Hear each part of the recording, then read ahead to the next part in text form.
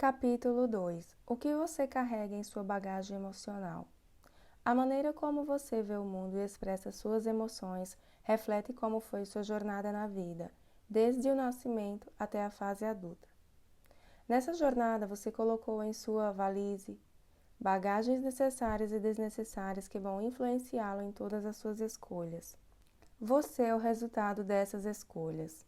Saber o que você está carregando e o porquê disso permitirá que você jogue fora o que não agrega valor à sua vida e use melhor a bagagem que realmente tem valor, aquela que estimula sua autoestima, levando-o de fato à consciência de seus sentimentos e ao contato direto com seu eu verdadeiro. Compreender as origens do seu jeito de agir, o seu legado emocional, é um bom caminho para gerir suas emoções. Comecemos por ela, então. O que é emoção? Emoção provém do latim emotionem, que significa movimento, comoção, ato de mover. Uma emoção é o movimento de resposta a um estado de excitação, de prazer ou desprazer. O neurocientista português Antônio Damasio faz uma distinção entre emoção e sentimento, bem interessante. Ele diz que a emoção é um conjunto de todas as respostas motoras que o cérebro faz aparecer no corpo em resposta a algum evento, como, por exemplo, a aceleração ou desaceleração do batimento do coração, a tensão ou relaxamento dos músculos e assim por diante. Sentimento é a forma como o cérebro vai interpretar todo esse conjunto de movimentos do corpo. Os sentimentos podem ser revelações do estado da vida dentro do organismo. Sendo assim, uma pessoa pode ter uma emoção de raiva e sentir um sentimento de mágoa. Segundo Dalai Lama, na emoção destrutiva sempre haverá uma lacuna entre o que é e o que parece ser. O apego excessivo, desejo que não nos deixa ver o equilíbrio entre agradável e desagradável, entre o construtivo e o destrutivo, e nos faz querer totalmente o objeto de desejo. A aversão, por outro lado, também nos cega em demasia. Esses estados emocionais obstruem o juízo, a capacidade de fazer uma avaliação correta da natureza das coisas. Essas emoções obscurecem a liberdade, encadeando pensamentos em um modo tal que nos obriga a pensar, falar e agir de maneira preconceituosa. É algo que impede a mente de comprovar a realidade como ela é. Assim, por acreditarmos que nosso eu seja vulnerável, cremos que ele precisa ser protegido e agradado.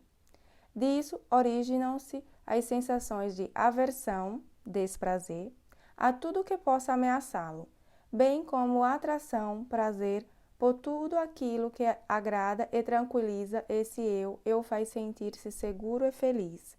Segundo estudiosos, o ser humano tem 6 emoções básicas: alegria, tristeza, medo, surpresa, raiva e nojo. Porém, pesquisas científicas comprovaram que raiva e nojo são muito parecidas. Em seu primeiro estágio, pois a expressão facial de enrugar o nariz aparece nas duas emoções. Da mesma forma, perceberam que erguer as sobrancelhas é uma expressão facial que aparece no medo e na surpresa. O que os pesquisadores querem dizer é que há uma diferença, por razões sociais, entre medo e surpresa e raiva e nojo. Mas, biologicamente, essas 4 emoções são somente 2. Assim, vamos considerar 4 emoções básicas: alegria, tristeza, medo e raiva. Emoções básicas. Raiva. Quando surge? Regras internas de proteção do eu são invadidas por mim ou pelo outro. Medo. Percebemos perigo de ameaça à segurança do nosso eu. Tristeza.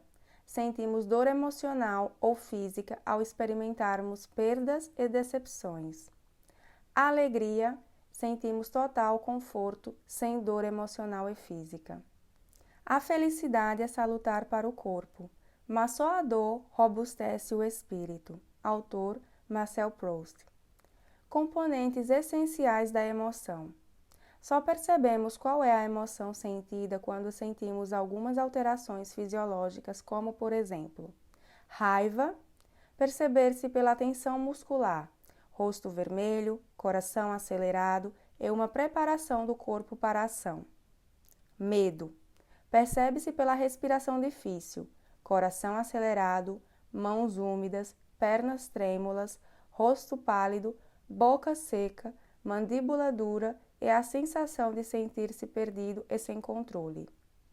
Essas duas emoções vêm acompanhadas de substâncias químicas que geram estresse e, quando em excesso, causam sudorese, contração dos vasos sanguíneos, taquicardia, aumento na pressão arterial e frequência respiratória. Comportamentos específicos expressos pela comunicação verbal e não verbal. Por exemplo, raiva é normalmente expressa por comportamentos agressivos e de retaliação. Medo é normalmente expresso por comportamentos passivos e permissivos. Tristeza é normalmente expressa pela ausência de comportamentos ativos, perda de energia e busca de isolamento. Choro e insônia são evidências da tristeza. Alegria é normalmente expressa por euforia, sorrisos e algumas pessoas podem chorar de alegria. A vivência subjetiva de um determinado estado emocional. Por exemplo, raiva, estado emocional de prepotência. Medo, estado emocional da impotência. Tristeza, estado emocional letárgico e reflexivo. Alegria, estado emocional de potência e contentamento. Construção de pensamentos associados a essas experiências, por exemplo, raiva, pensamento de ataque com o intuito de vencer o outro. Medo, pensamento de fuga para não se expor ao perigo da perda iminente. Tristeza, pensamento reflexivo de frustração e decepção pela perda. Alegria, pensamento otimista que depois da tempestade vem sempre a bonança. Avaliação do acontecimento, positivo ou negativo. Cada emoção tem uma função positiva e vital para a nossa convivência em grupo, dando o tom da nossa reação às diversas situações do cotidiano que envolvem perdas, expectativas não atingidas e situações de ameaças verdadeiras. As principais características da emoção. É uma forma de prevenção, correção e defesa da nossa sobrevivência, pois, conforme o seu próprio significado, a emoção é uma energia que nos prepara e nos leva a agir. É uma ferramenta importante da comunicação humana, já que nos avisa das intenções do nosso interlocutor por meio da expressão corporal proveniente de sinais fisiológicos próprios da emoção. Quando uma pessoa sorri, você entende a situação como positiva. Porém, se a pessoa se expressa com um tom de voz alta, você entende a situação como negativa. A emoção funciona como um controle em nossas relações sociais, porque é por meio dela que avaliamos uma situação e regulamos nosso comportamento. Um exemplo: quando sentimos raiva, precisamos processá-la adequadamente para não causar prejuízos a nós e aos outros. Assim, o que sentimos funciona como um filtro para lidarmos com os estímulos internos e externos. Ao sermos dominados por essas emoções negativas, percebemos que elas nos causam um desconforto, que interfere diretamente na qualidade dos nossos pensamentos com ingredientes negativos.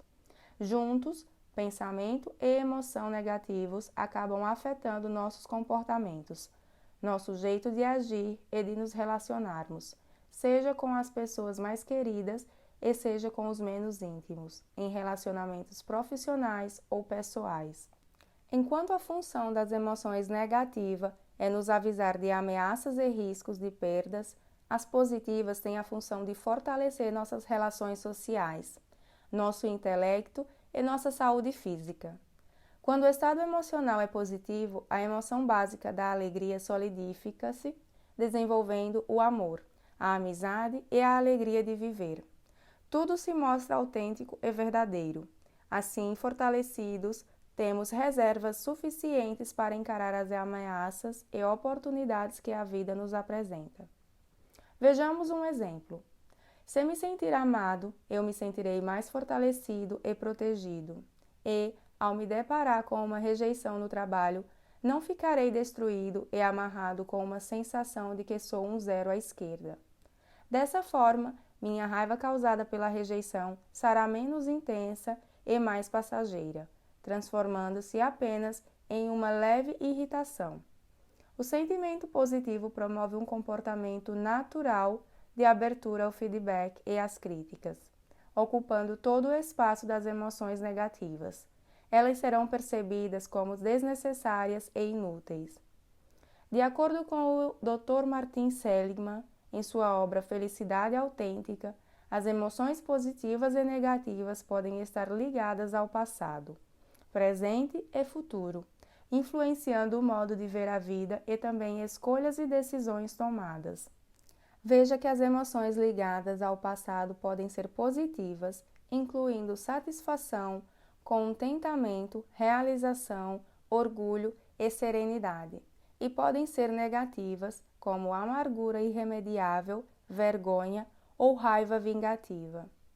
Já as emoções ligadas ao presente podem ser positivas, incluindo alegria, êxtase, calma, entusiasmo, animação, prazer e a plenitude e a experiência de deixar fluir. E podem ser negativas, como insatisfação, desânimo, revolta e desmotivação para a vida. Por fim, as emoções ligadas ao futuro podem ser positivas, incluindo otimismo, esperança, fé e confiança. E negativas como o total pessimismo e negativismo. Reflexões. 1. Pergunte-se: em relação ao passado, sinto-me envergonhado e culpado ou me sinto satisfeito e orgulhoso de minhas realizações? O que pesa mais e menos? Emoções positivas ou emoções negativas? 2. Pergunte-se: em relação ao presente, sinto-me infeliz, ansioso, desanimado ou me sinto alegre, tranquilo, entusiasmado e com prazer de viver? 3. Pergunte-se: em relação ao futuro, sinto-me pessimista, desconfiado, com expectativas negativas, incrédulo ou me sinto otimista, cheio de esperança e tenho claros os objetivos que quero alcançar? Autorreflexão. Emoções do passado. Se você se lembrou de algum evento do passado que o deixou triste, envergonhado ou raivoso, sinta compaixão de si e se perdoe, colocando uma pedra em cima, como uma situação resolvida. Se for necessário, procure a pessoa que causou a mágoa e fale sobre seus sentimentos. É uma boa forma de zerar a situação e se sentir livre emocionalmente. Se você se lembrou de algum evento do passado que o deixou orgulhoso de si e feliz, faça um exercício de gratificação, reconhecendo seus méritos e suas fortalezas. Gratifique-se por isso e se lembre dessa sensação de satisfação para se fortalecer nos momentos de fraqueza. 2. Emoções do presente. Se você se sente bem resolvido e satisfeito com a vida que leva, parabéns! Você não sofre de raiva inútil e desnecessária. Se você, porém, se sente infeliz, desanimado e ansioso com a vida que leva, tenha cuidado, pois esse estado emocional pode levá-lo ao estresse, impedindo-o de atingir seus objetivos e de concluir suas tarefas. Você deve ser fisgado facilmente pela raiva e, por isso, precisa saber que pensamentos passam por sua cabeça e que o levam a se sentir negativo. A solução é avaliar e conhecer bem seus sentimentos e, quem sabe, se for o caso, promover modificações no modo de pensar e de ver a situação. 3. Emoções do futuro. Com relação ao futuro, se suas emoções do passado e do presente estiverem bem resolvidas, certamente as do futuro serão contaminadas pela positividade e você se sentirá otimista e confiante. Emoções básicas. Neste livro, vamos focar mais as emoções básicas do ser humano: alegria, medo, raiva, tristeza. Em nosso cotidiano, essas são as emoções que se manifestam em nossas reações à vida, seja no trabalho ou na vida pessoal, com família e amigos ou como cidadão em uma sociedade. Elas aparecem independentemente de uma tomada de consciência. O medo é um ótimo exemplo. Surge antes mesmo de termos a certeza de que um perigo seja real. Nosso corpo reage ao medo instantaneamente. Medo. Phobos é a palavra grega para medo. Está na origem fobia. O medo é a reação mais natural para qualquer ameaça. A raiva é a resposta secundária e protetora. Sem a raiva, como uma reação protetora, tudo o que você tem é o medo diante do perigo. O medo é uma reação inerente ao ser humano e a consciência de uma situação ameaçadora, tendo a função principal de proteção diante de um perigo iminente.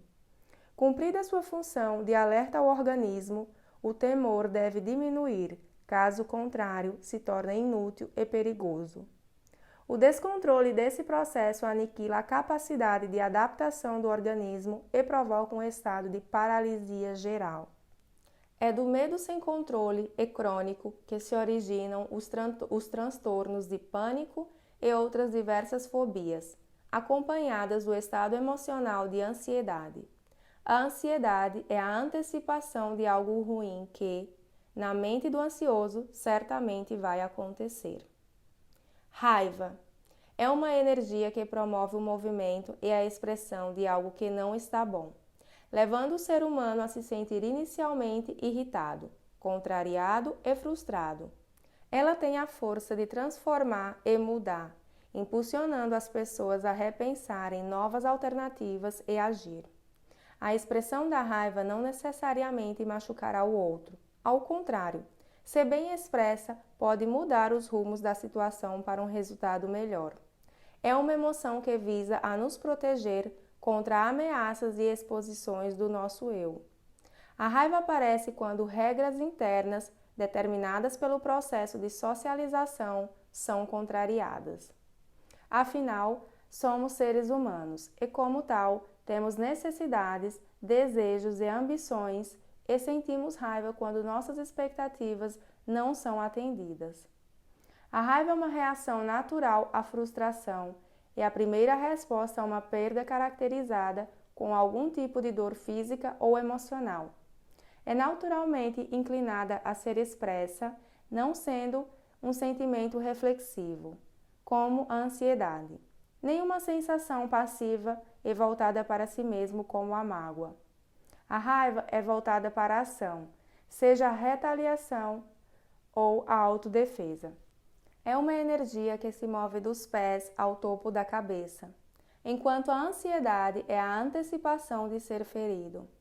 A raiva é a lembrança de ter sido ferido e experimentado a mágoa. No cotidiano, a raiva toma muitas formas: ficar aborrecido, irritado, ser crítico, ressentido, indignado, incomodado, exasperado, contrariado e amargurado, até sentir animosidade, inimizade, ira, rancor, ódio, fúria ou vingança. A raiva e o medo.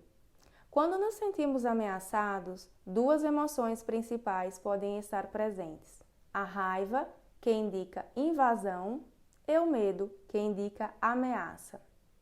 Tanto o medo quanto a raiva mobilizam a musculatura do corpo, preparando a pessoa para a fuga ou o ataque. Se uma pessoa que está com medo ataca, ela vai ficar com raiva e sem medo. Se no ataque a pessoa se retrai, ela vai sentir medo e desistir do ataque. Tristeza. Tristeza é uma emoção negativa que tem a função de nos proteger contra os males da perda, desde perda de emprego até perda de entes queridos próximos. Nós sentimos desânimo, ficamos prostrados, sem energia para tomar decisões e agir. Nosso organismo, de certa forma, entra em repouso, pois queremos o isolamento, a quietude. É um tempo importante para boas reflexões. Como a tristeza tem tempo limitado, viver a tristeza ajuda bastante o organismo a se recuperar e a se sentir estimulado para novas emoções positivas. Alegria é a única emoção básica positiva. Dela derivam todas as sensações positivas, tais como amor, contentamento, satisfação, gratidão, compaixão, otimismo e outras. Percebemos que estamos felizes quando sentimos uma sensação de sossego emocional. Nesse momento, estamos desarmados de defesas e munidos da liberdade emocional e de forças internas que nos fortalecem para ter a coragem de enfrentamento dos problemas. O cérebro desliga o sistema de alarme, abaixa o nível de estresse e a lente da percepção torna-se límpida para que o consciente possa enxergar a realidade otimista da vida. Segundo o Dr. Martin Seligman, as pessoas que querem, mas que apenas corrigir suas fraquezas, querem vidas cheias de significado. A felicidade autêntica é aquela que você conquista pelo exercício das forças e virtudes, pois as pessoas gostam de se sentir que têm direito à felicidade conquistada. Seligman diz que, quando acontecem coisas ruins às pessoas felizes, elas conseguem que suas emoções positivas desfaçam suas emoções negativas, mantendo assim, por mais tempo, o otimismo e a alegria de viver. A felicidade faz com que as pessoas se tornem mais empáticas e altruístas, pois, segundo Seligman, quando estamos felizes, pensamos menos em nós mesmos, gostamos mais dos outros e queremos partilhar o que temos de bom. Quando estamos tristes, ficamos desconfiados, arredios e nos concentramos de forma defensiva em nossas próprias necessidades, ou seja, nós nos tornamos mais egoístas. Impactos das emoções básicas. A partir do surgimento das reações corporais, o pensamento consciente passa a ter um papel fundamental. É quando pensamos e adquirimos a consciência e a certeza da situação, porque fizemos uma avaliação cognitiva mais apurada. Assim, enquanto o medo surge porque algo é considerado assustador, a ameaça nos dá a certeza de que a situação é perigosa. Assim, uma raiva pode ser percebida por uma irritação ou frustração diante de uma situação em que algo não aconteceu como gostaríamos. O medo pode ser transformado em uma percepção de ameaça ou uma ansiedade perante uma situação vista como arriscada. A tristeza pode ser percebida por um estado de prostração causado por uma perda concreta. Finalmente, a alegria é percebida pelo estado de contentamento e satisfação.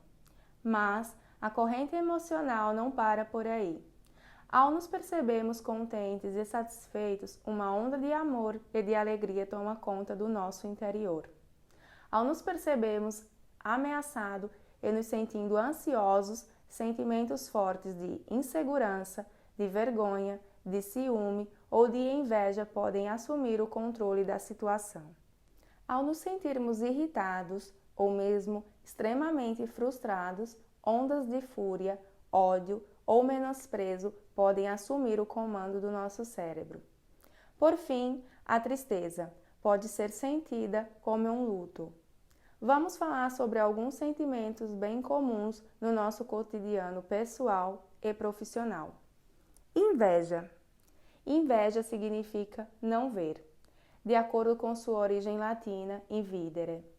Segundo o dicionário Aurélio, inveja é o sentimento de desgosto ou pesar pelo bem ou felicidade de outrem.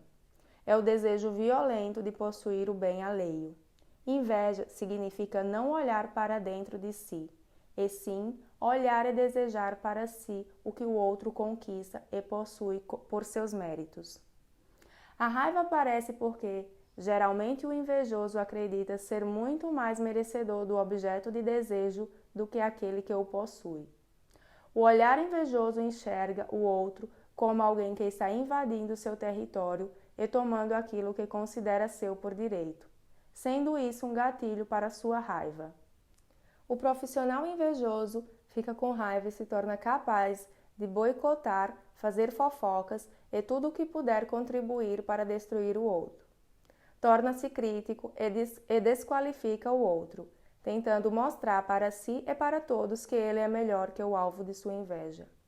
Mais uma vez, vamos relembrar que o autoconhecimento ajuda você a entender as razões de sua inveja e identificar suas forças para superá-la.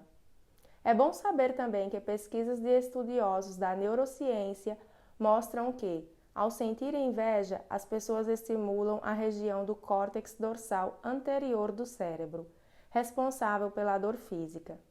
Se a dor indica doença, podemos concluir que a inveja, acompanhada da raiva, faz muito mal à saúde. Podemos concluir também que é um desperdício de tempo e de inteligência, já que o cérebro fica ocupado com pensamentos raivosos e maquiavélicos, tramando estratégias para atrapalhar a vida do colega invejado. Quem perde é o invejoso mal resolvido. A inveja faz parte do ser humano, então, por que não usá-la a seu favor? Como? Observe os ingredientes do comportamento do colega bem-sucedido, incorpore-os ao seu jeito de ser e você perceberá seu cérebro fazendo conexões neurais sadias e novos aprendizados, ampliando sua rede neural com modificações em seu modelo mental. Ciúme.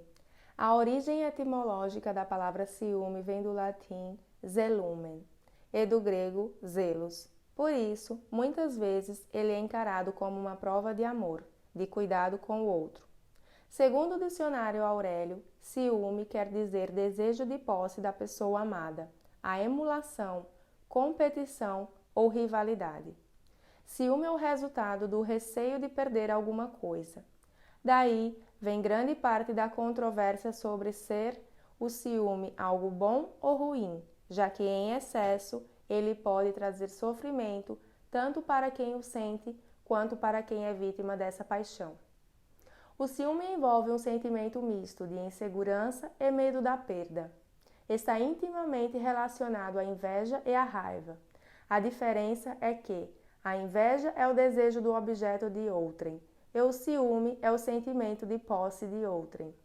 Os dois juntos estimulam desconforto e raiva, atormentando a pessoa que cobiça algo que o outro possui. Ira e ódio. A ira é um conjunto de fortes emoções e uma vontade enorme de agredir, causadas por acúmulo de raiva e conflitos que levam à perda da racionalidade. É a explosão de um sentimento ruim proveniente de contrariedade e desilusão. Um acontecimento inesperado e nocivo, uma inconformidade ou culpa. Essa explosão, quando ocorre, faz a pessoa perder a noção de seus atos, agindo irracionalmente, movida por um sentimento muito forte. A ira pode se transformar em ódio. O ódio é uma paixão vingativa que impele a causar ou desejar mal a alguém. Possui ingredientes racionais, pois utiliza a razão para planejar um ato de vingança. A ira é breve e se apresenta como uma explosão irracional, enquanto o ódio pode acompanhar a vida de uma pessoa. Essa amplitude de emoções torna claro que, quanto mais tempo tenha passado entre o ferimento e a raiva, maior será a intensidade da expressão da raiva e menos fincada na realidade ela parecerá. Culpa. A culpa, originada da emoção básica do medo, aparece como resultado da reprovação de um comportamento já acontecido e o conflito interno causa uma sensação de dor e sofrimento que atinge a alma. Para muitos, a sensação de culpa aparece com uma simples frase como: "Não posso ajudá-lo hoje" ou "Não quero sair de casa hoje". Nesse caso, o medo de magoar o outro ou da perda de amor é suficiente para gerar a culpa. A culpa causa insegurança e desequilibra a autoconfiança, tão necessária no desenvolvimento da carreira profissional. Vingança. A vingança pode ser resultado de uma raiva mal resolvida e muitas vezes vem acompanhada pela busca do prazer da vingança. Esse prazer dá a impressão de problema resolvido, porém cobra um alto preço na vida da pessoa, ou seja, é um bloqueador do bem-estar e da harmonia interior. A vingança fundamenta-se em um raciocínio míope e contaminado pelos mecanismos de defesa diante da realidade distorcida. Impede, assim, a pessoa de mudar e amadurecer, pois esse prazer momentâneo prorroga o dia do acerto final com o próprio eu. Segundo Aristóteles, a cólera é o desejo acompanhado de tristeza, de vingança ostensiva contra uma manifestação de desprezo não merecido por alguém ou algo dessa pessoa. A vingança dá a sensação de prazer, pois as pessoas passam o tempo vingando-se em pensamento e a imagem que surge causa tanto prazer com o desejo realizado quanto os sonhos. Quero destacar aqui que a partir do momento que tomamos consciência da emoção sentida, cabe a nós fazermos uma escolha consciente sobre como lidar com ela e não permitir a perda do controle. Objetivos emocionais do ser humano na vida pessoal e profissional: ser importante, ser competente, ser querido. Segundo Will Schutz, em sua obra Profunda Simplicidade, uma nova consciência do eu interior, ser visto como alguém importante, sentir-se competente e ser reconhecido como tal, ser ouvido e ser levado a sério, ter controle da situação e da própria vida e, certamente, ser aceito e querido pelas pessoas são desejo de toda pessoa, seja no trabalho, seja na família ou na vida social. Quando isso não ocorre, o ser humano pode se sentir rejeitado, ignorado e humilhado. Esses três sentimentos negativos levam a pessoa a se sentir ressentida com quem lhe causou a raiva e sua mágoa é expressa através dessa forte emoção, raiva. Enfim, todas essas necessidades do ser humano culminam em um único sentimento, respeito humano. Uma pessoa respeitada tem autorrespeito e sente orgulho de si. Uma pessoa sente-se respeitada quando percebe seus direitos não invadidos e levados a sério. Nesse estado emocional positivo, alcança mais facilmente a maturidade emocional. Ao atingir a maturidade emocional, a pessoa adquire domínio de suas emoções, torna-se bem resolvida, sente-se livre para expressar seus sentimentos, corre riscos e assume responsabilidade por suas escolhas e atos.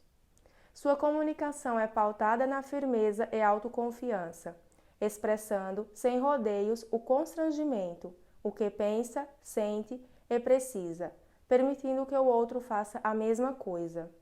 Uma pessoa madura tem tendência a encarar seus medos e criar estratégias para resolvê-los. Sentir raiva de forma construtiva, indignando-se com as injustiças, crueldades e mentiras.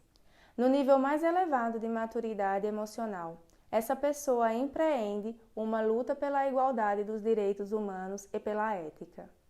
Para clarificar mais o nosso entendimento, acredito que precisamos compreender as origens das nossas emoções e o nosso estilo emocional. Assim, poderemos, com mais objetividade, definir um plano de ação de melhoria com mais sucesso. Por isso, quero trazer para você ideias e pesquisas de dois grandes estudiosos que admiro e certamente nos darão a resposta do entendimento da construção e origens do nosso estilo emocional como adultos que somos. Origens do nosso jeito de ser, segundo David Viscott. Quais são as origens do nosso jeito de ser e, principalmente, de sentir e lidar com nossas emoções? Certa vez, lendo um livro de David Viscott, Liberdade Emocional, chamou-me a atenção sua abordagem sobre a construção do nosso emocional enquanto criança e suas consequências na vida adulta. Vale a pena compartilhar aqui com você, leitor. Segundo David Viscott, a maturidade emocional inicia-se no começo da vida. Ele classifica em 3 os fatores de desenvolvimento, inerentes ao ser humano, que determinam nosso jeito de lidar com a vida na fase adulta: controle, dependência, competição. Os 3 fatores de desenvolvimento humano, segundo David Viscott em sua obra Liberdade Emocional. Dependência é a primeira necessidade que aparece no ser humano, logo nos primeiros meses de vida. Como o bebê não pode cuidar de si, sente a necessidade de proteção. Essa é uma fase importante para o ser humano aprender a ser seguro e a cuidar das pessoas. Se o período da dependência não for bem resolvido, a criança pode se sentir desamparada e carente, ou ser mimada demais, reforçando o egocentrismo natural da criança. Depois, na fase adulta, um profissional mal desenvolvido e sob estresse pode voltar às origens, prorrogando o período da dependência, sentindo-se frágil e desamparado, agindo de modo dependente em suas relações de trabalho. Algumas características do caráter dependente excessivo. Terá dificuldade de correr riscos. Sentirá ciúmes pela falta de atenção, não suportando qualquer sintoma de rejeição e se sentindo arrasado diante do abandono. Provavelmente se subjugará aos outros para não ser abandonado, adotando assim um comportamento defensivo. Dependerá do feedback do outro para se sentir bem. O adulto dependente necessita do outro para ser feliz e realizar seus planos. Normalmente faz escolhas inconscientes, colocando-se em uma posição de não tenho saída, só tenho uma escolha, permanecer na situação. Ao lidar com seu emocional, uma pessoa dependente tem tendência a engolir seus sentimentos negativos, com medo de magoar os outros e, por consequência, ser rejeitado. Evita a todo custo qualquer possibilidade de provocar conflitos. O preço pode ser a não expressão de suas emoções. Com a raiva acumulada, pode explodir a qualquer momento, como uma criança birrenta. Por outro lado, se essa pessoa for uma criança bem fortalecida e construir uma memória de pessoa bem cuidada, é provável que tenha desenvolvido a capacidade de suportar a dor de separações e desconfortos inevitáveis da vida. Ou seja, é um adulto que lida bem com rompimentos, é bom nutridor de si e de outros e, finalmente, não sofre profundamente de carência emocional. Uma pessoa bem desenvolvida emocionalmente normalmente focará o ponto forte, sua maior força, que é a independência. Sob estresse, sairá da situação com o seu conteúdo emocional fortalecido e, se precisar, não hesitará em pedir ajuda ao outro. Um profissional independente quer estar com o outro porque gosta, mas ele independe do outro para se sentir feliz. Normalmente faz escolhas conscientes, colocando-se em uma posição de liberdade emocional e responsabilidade emocional para escolher aquilo que o faz se sentir confortável. Isso eu quero, isso eu não quero. Por essa razão, a raiva em cada indivíduo tem sua devida dimensão, sendo ou não expressa com eficácia, pois, quanto maior for a independência, melhor a pessoa escolhe o que quer para si, sem necessidade de culpar o outro por suas frustrações, como é o caso dos dependentes. Controle. O segundo fator é o do controle, que normalmente começa quando a criança domina as habilidades de andar e de falar, impondo sua vontade sobre o ambiente. O gesto de apontar para os objetos de desejo, persuadindo os pais a rapidamente pegá-los, determina seu poder de controle sobre os outros. Dessa forma, as pessoas tornam-se controladoras para garantir que suas necessidades dependentes sejam atendidas. A criança descobre que a palavra não tem a função de controle. Ela ganha poder e atenção, se continua a dizer não. Assim desenvolve sua habilidade de ser um adversário e obstinadamente, quando diz não, ela quer dizer: quero mostrar que não sou desamparada, tentando se livrar da bagagem emocional do estado anterior de dependência total. O maior medo da pessoa com características controladoras é perder o controle da situação. Ser contrariado e rejeitado em suas opiniões pode ser um forte gatilho estimulador de sua raiva, o que explica sua atitude crítica e depreciativa com as pessoas, em geral, como meio de proteção constante. É obstinado em mostrar sua competência, ao mesmo tempo em que se preocupa em demasia com ninguém que perceba suas fraquezas. A pessoa independente automaticamente aprenderá a lidar bem com o controle, pois não precisa controlar para se sentir amparada, já que essa necessidade foi bem resolvida. Algumas características do caráter controlador excessivo.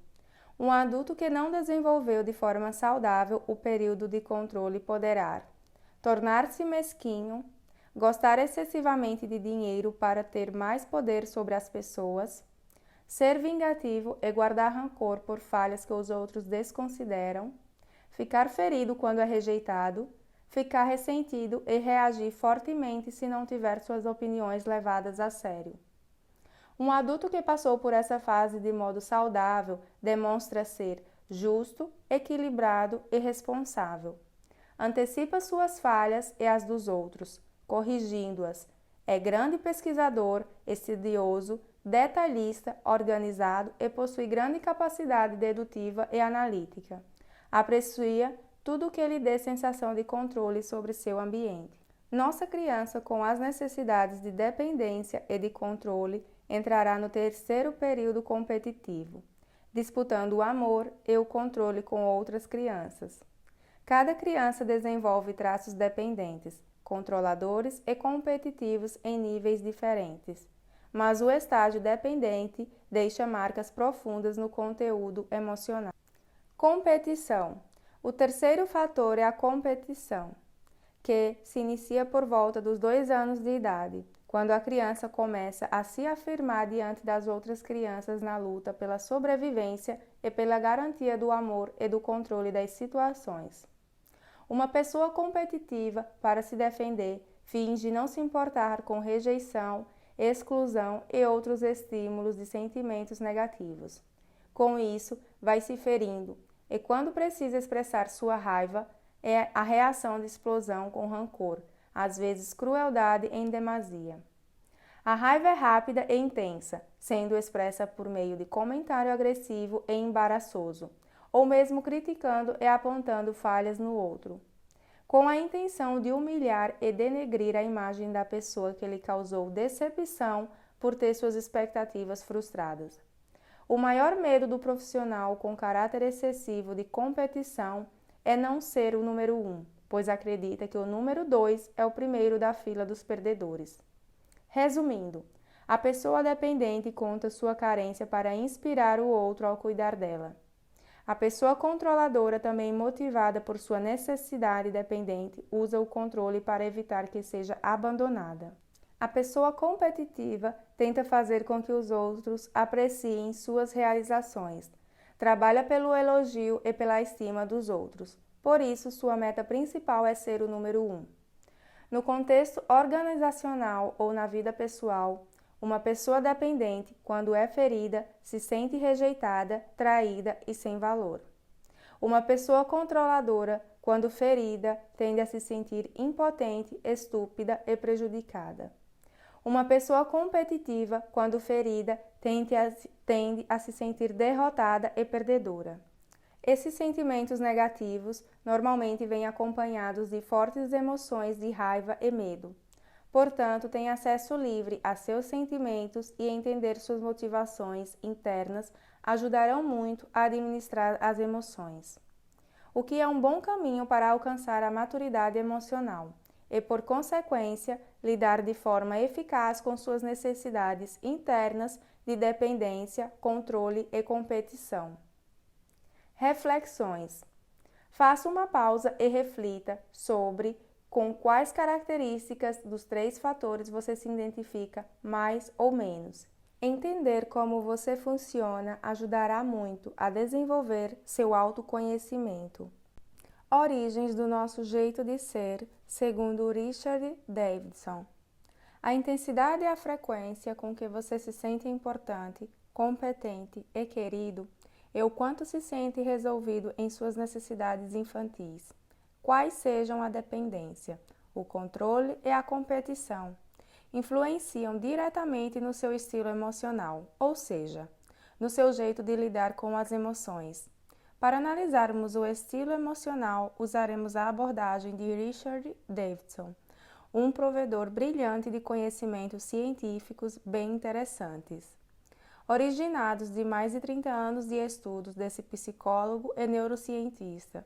Ele descobriu, em suas pesquisas sobre o funcionamento do cérebro na área da neurociência afetiva, as 6 dimensões do estilo emocional do cérebro. Segundo Richard Davidson, em seu livro Estilo Emocional do Cérebro, nosso estilo emocional resulta dos circuitos cerebrais criados no início da vida, pelos genes que herdamos. Esse estilo foi moldado pelas experiências vividas durante toda a nossa vida, podendo ser alterado por um esforço consciente e intencional em algum momento, pelo cultivo deliberado de qualidades ou hábitos mentais específicos. Isso significa que, se você cultivou bons hábitos durante sua vida, é provável que em seu estilo emocional esteja bem moldado. Se, porém, você percebe que seu estilo emocional pode ser melhor, não hesite. Faça aqui seu diagnóstico, seu plano de ação de melhoria e tenha foco e persistência para promover as mudanças necessárias. Você já deve ter ouvido que, com a idade mais avançada, o cérebro vai envelhecendo, impossibilitando uma pessoa madura de mudar e aprender novos hábitos. Esse pensamento perdurou em muitas pessoas porque durante décadas os neurocientistas presumiram que o cérebro adulto tinha forma e função essencialmente fixas.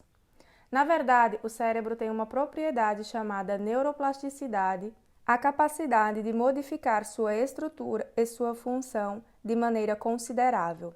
Essa mudança pode ocorrer em resposta a nossas experiências e aos nossos comportamentos.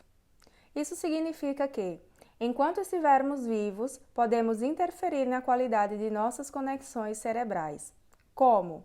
Usando apenas a atividade mental, da meditação à terapia cognitivo-comportamental, fazendo que nos tornemos mais atentos aos sinais sociais, mais sensíveis a nossos sentimentos e sensações corporais, e mais, que adotemos uma atitude consistentemente mais positiva. Qual é seu estilo emocional? Richard Davidson conseguiu identificar 6 dimensões do estilo emocional, com base em suas pesquisas do funcionamento do cérebro e seus impactos no ser humano.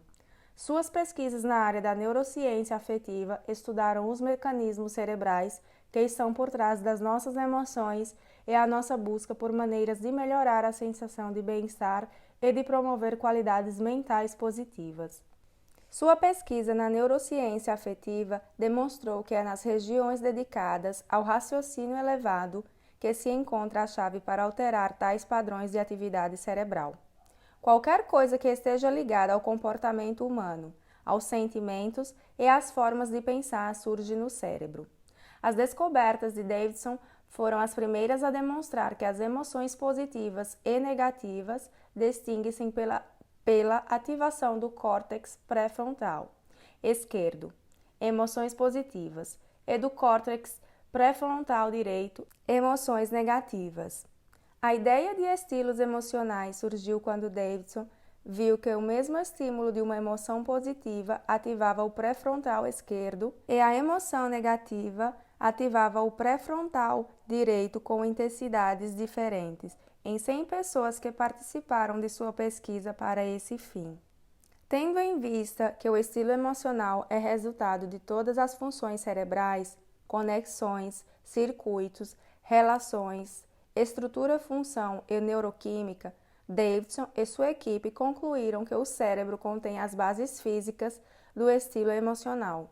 Concluíram também que o cérebro pode sofrer mudanças fundamentais, ou seja, o estilo emocional pode mudar.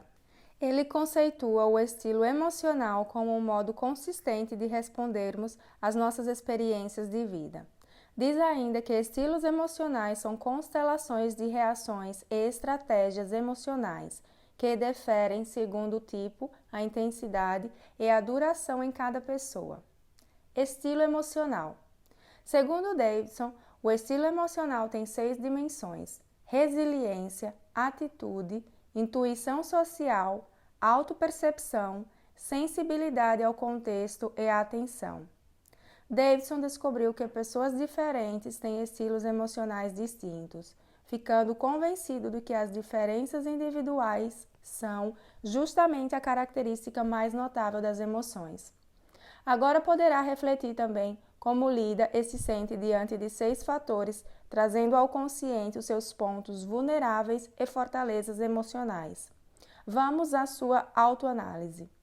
Resiliência é saber lidar com o estresse, sentindo-se fortalecido e motivado para seguir em frente.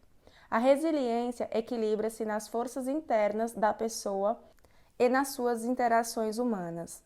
O indicador principal da resiliência é a velocidade com que nos recuperamos de uma adversidade, que pode ser a partir de uma recuperação rápida, indo até uma lenta recuperação. Como é sua recuperação? Vou lhe dar 2 exemplos para reflexão.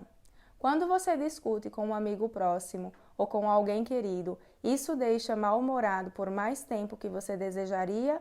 Ou você conversa e resolve a questão sem ficar sofrendo por isso? Se você comete um erro no trabalho e é repreendido, você consegue enxergá-lo como experiência de aprendizado ou fica se remoendo por muitas horas ou dias?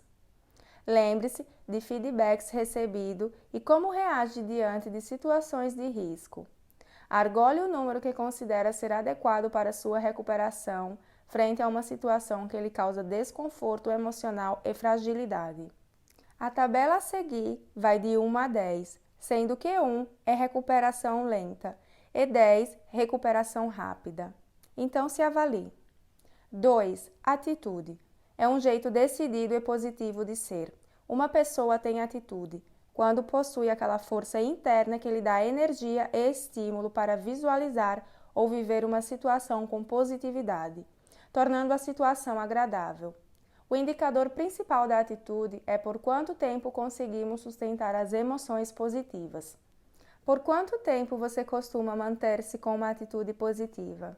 Vou lhe dar exemplos.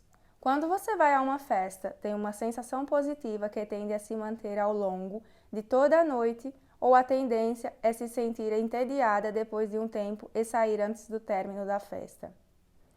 Cenas visualmente bonitas, como um pôr do sol maravilhoso, tendem a perder a graça com rapidez, de modo que você fica entediado ou deixa positivo durante todo o dia.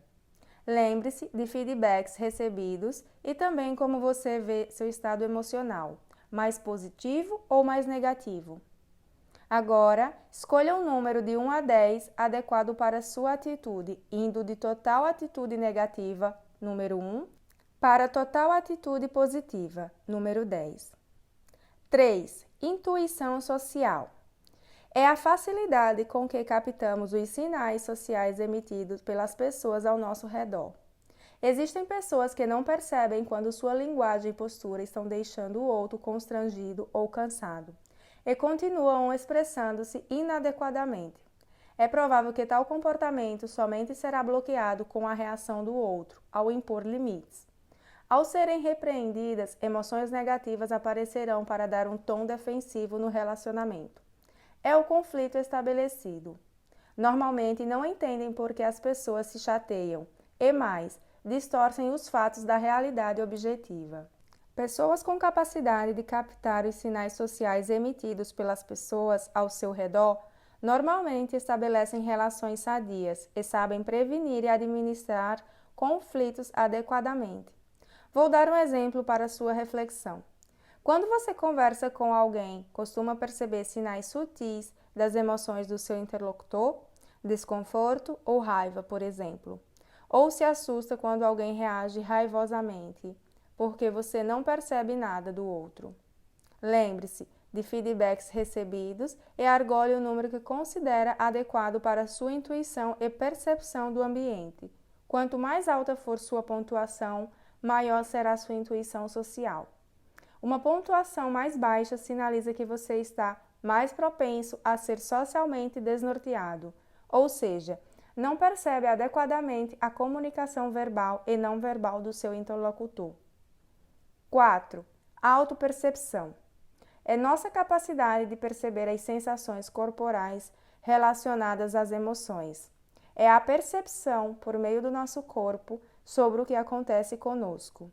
Sabemos que nosso corpo dá os sinais, cabendo-nos perceber e agir prontamente, prevenindo-nos de comportamentos e reações inadequadas e fora do nosso controle. A autopercepção é uma proteção, pois nos avisa sobre nossos limites e a hora certa de parar. Quer ver exemplos? Você consegue descrever suas emoções e o que o seu corpo fala? Quando sente dores pelo corpo, você consegue identificar as suas origens? Reflita sobre esse fator que certamente influencia na qualidade da gestão emocional. Lembre-se de feedbacks recebidos e argole o número que considera adequado para sua autopercepção. Quanto mais alta for sua pontuação, maior será a sua autopercepção. Uma pontualização mais baixa sinaliza que você ignora o que se passa dentro de você e, assim, está mais propenso a não perceber o que acontece com o seu emocional, o que dificulta seu autoconhecimento. De 1 a 10, sendo que 1 é auto-ignorante e 10 autoperceptivo. 5. Sensibilidade ao contexto. É a capacidade de regularmos nossas respostas emocionais para que respondam ao nosso contexto social.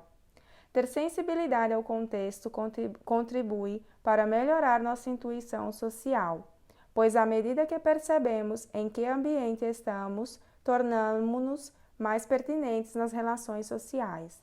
Muitas vezes, vemos profissionais que choram por qualquer motivo, que brigam e gritam com seu colega no ambiente de trabalho, ou por inveja exacerbada. Faz fofoca do colega ou não colabora com a intenção de atrapalhar a vida do colega invejado.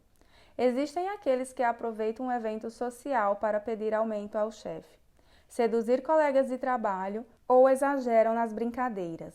São reações emocionais que não condizem com o ambiente de trabalho.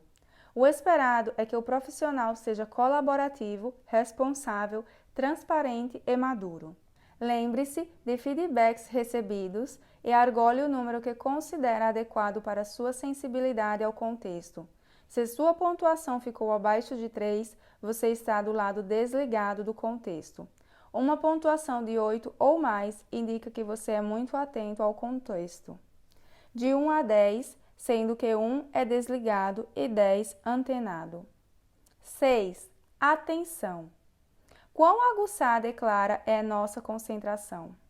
Esse fator é primordial para que os outros fatores tenham sucesso, pois uma pessoa distraída e não focada, além de não perceber os sinais corporais, as mensagens subliminares do outro e como se comportar de forma adequada a cada ambiente. Ela não consegue focar com determinação nos seus resultados. Assim, sua resiliência fica também comprometida de forma negativa. Veja alguns exemplos para sua reflexão. Sua atenção tende a ser atraída por estímulos e eventos do ambiente e, uma vez que isso acontece, tem dificuldade em se desligar deles, tem facilidade em conversar com uma pessoa numa situação em que haja muita gente ao redor? Você consegue se desligar dos outros ambientes barulhentos, se concentrando e, ao mesmo tempo, percebendo o que estão fazendo? Lembre-se de feedbacks recebidos e argole o número que considera adequado para sua atenção. Uma pontuação de 8 ou mais significa que você se situa no extremo concentrado e uma pontuação de 3 ou menos significa que você tende a ser desconcentrado. De 1 a 10, 1 desconcentrado e 10 concentrado. Lembre-se sempre, a palavra-chave é equilíbrio. E isso vale para analisar sua pontuação nos 6 fatores do seu estilo emocional. Pontuação 1 pode indicar um estilo emocional que todo o tempo está focado em agir passivamente diante das situações adversas, acreditando que o tempo resolve tudo. Negativo, em sua atitude frente à vida, tornando-se uma pessoa pessimista e bloqueando suas iniciativas. Desnorteado, em sua sensibilidade social, tornando-se uma pessoa insensível ou antissocial. Ignorante, e não percebendo seus limites, podendo vir a somatizar as emoções negativas e adquirir doenças. Desligado para perceber o contexto, tornando-se uma pessoa inadequada. Desconcentrado em sua atenção, dificultando seu empenho em atingir metas e resolver problemas. A dificuldade na atenção pode prejudicar todas as outras 5 dimensões, pois todas elas dependem da percepção de si e do meio, cuja base é a atenção. Pontuação 10 indica um estilo emocional positivo, porém existem alguns riscos que devem ser cuidados. Um emocional extremamente positivo todo o tempo pode estar preocupado em recuperar-se muito rapidamente nas situações adversas para não se sentir fragilizado. Risco: negar seus próprios medos e fragilidades e, com isso, não se aprofundar na solução da situação. Ou então, exigir demais de si, tornando-se inclusive agressivo. Ser sempre positivo frente a todas as situações da vida. Risco: tornar-se ingênuo e não perceber os riscos normais das situações, e quando as coisas não acontecerem de forma positiva, sua frustração poderá levá-lo a uma depressão. Ser intuitivo e estar sempre atento às reações das pessoas. Risco: ficar obsessivo e enxergar coisas que não existem, além de esquecer de si mesmo, pode desenvolver um comportamento defensivo. Não deixar passar despercebido nenhum sinal do que seu corpo está comunicando. Risco: ficar extremamente sensível a qualquer reação corporal, tornando-se um hipocondríaco. Por exemplo, sentir uma dor no peito e entrar em pânico por acreditar que está à beira de um infarto. Ficar antenado todo o tempo para não perder informações e o controle do contexto. Risco: provocar uma atenção exagerada ao contexto, inibindo a espontaneidade emocional. Tornar-se extremamente antenado a cada detalhe do ambiente e ficar com medo de agir e de fazer algo errado. Pode moldar seu comportamento pelo que pensa ser exigido em cada situação. Super concentrado em tudo que se faz, todo o tempo. Risco: tornar-se um alienado e perder a percepção do contexto e a visão do todo. O perfil ideal é aquele no qual você se sente confortável em cada situação. O que será seu ponto de equilíbrio? Somente você saberá qual é o seu em todas as dimensões. Daqui para frente, o objetivo desse livro é dar informações para você buscar seu equilíbrio no estilo emocional e se tornar uma pessoa mais consciente e mais estratégica ao lidar com suas emoções, tornando-as emoções inteligentes. Vamos pensar sobre seus resultados. Que ações você pode fazer para encontrar o equilíbrio nas 6 dimensões do estilo emocional? Reflexões. Tarefa 1. Pense nas suas fortalezas, que são as dimensões mais equilibradas. Como você pode usar essas forças a seu favor? Tarefa 2. Pense em cada uma das 6 dimensões e escreva que ações fará para melhorar seu estilo emocional. Resiliência, atitude, intuição social, autopercepção, sensibilidade ao contexto e atenção. Conclusão. Podemos concluir que, ao desenvolver ações que equilibrem as 6 dimensões do seu estilo emocional, você tenderá a incorporar crenças otimistas e realistas, tais como: eu sou querido, eu sou adequado, eu sou competente, que o colocam em uma situação confortável consigo e com as pessoas de seu relacionamento. Tornar-se uma pessoa pertinente em sua comunicação e postura, respeitando a si e ao outro.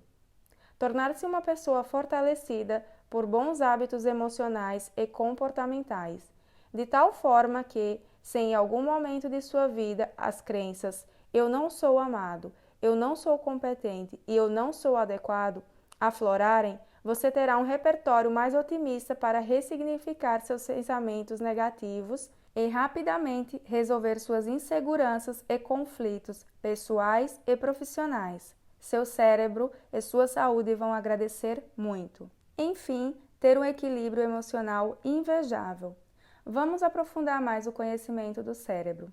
Hoje, tornou-se vital conhecer o funcionamento do nosso cérebro, para que possamos remodelar nossos circuitos neurais com ingredientes positivos e, assim, estimular hormônios da recompensa, do prazer e da gratidão, bem como administrar os hormônios do estresse por meio de técnicas e vivências de vida que deem à nossa mente o poder de ser bem resolvida, sem precisar recorrer aos atalhos caracterizados pelos remédios e outros hábitos comportamentais de evitamento das situações que nos causam desconforto. Nos próximos capítulos, veremos como são geradas as emoções dentro do nosso cérebro e qual é o ciclo das emoções, desde sua geração até sua expressão pelo comportamento.